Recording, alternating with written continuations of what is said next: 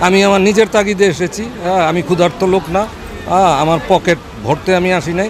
এইখানে যতটুকু আমার দেওয়া যায় এবং আমি এটা দেখেছি, আমি এটা অনুধাবন করেছি। 93-তে আমি যুবদলের এই ওয়ার্ডের সভাপতির দায়িত্ব পালন করেছি 97 পর্যন্ত।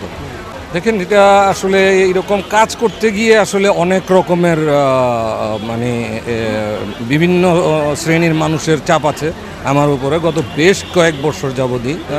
আমি কারো কাছে প্রমাণ দিব না, কারো কাছে প্রমাণ করতেও চাই না যে আমি বিএনপি ঘরানার লোক এবং আমি বিএনপির লোক। আপনারা জানেন যে 93-তে আমি যুবদলের এই ওয়ার্ডের সভাপতির দায়িত্ব পালন করেছি 97 পর্যন্ত।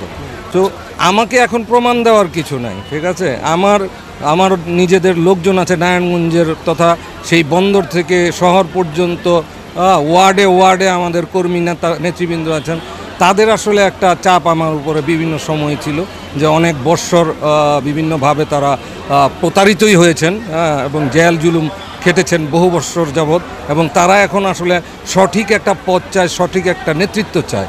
এই চাপ আমার উপরে ছিল। সেই চাপ থেকে আসলে আমি ধীরে ধীরে এখানে আসলে ইনভলভ, এবং আমি মনে করি যে এইটা আসলে দরকার। আপনার যদি মানে পাওয়ার অ্যাক্সেস না থাকে, আপনি আসলে কাজটা আদায় করতে পারবেন না, কাজটা করতে পারবেন না। তা আমাদের ইচ্ছা থাকলেও যদি আমাদের কাছে ওই ধরনের চেয়ার বা পাওয়ার যদি না থাকে, আমরা আসলে এই আওয়াজটা ওই জায়গা পর্যন্ত পৌঁছায় দিতে পারবো না। আজকে ধরেন শহর বন্দর দুই জায়গায় মনে করেন যে বঞ্চিত 54 বৎসর যাবত।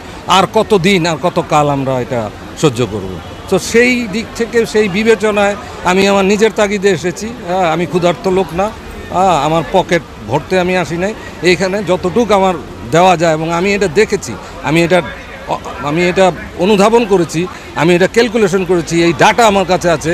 একজন মেম্বার অফ পার্লামেন্ট যেই আসনে, সে যদি সরকারি অনুদানগুলিকে খুব স্মুথলি এবং রাইটলি প্রপার ওয়েতে কাজে লাগাতে পারে, সেইটা এনাফ ফর ডেভেলপমেন্ট।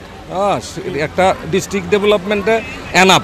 ওই যে আমরা বলি শুনি পকেট থেকে এই দিছি, পকেট থেকে ওই দিছি, ওটা দরকার হয় না। সরকারের যে ফান্ড, সরকারের টাকা এনাফ যদি লোকগুলি সৎ থাকে, তার গ্রুপটা যদি সৎ থাকে, তাহলে করা যাবে না কেন? ইনশাল্লাহ আমরা করার ইচ্ছা রাখি। আগামী নারায়ণগঞ্জ আমার এই স্বপ্ন।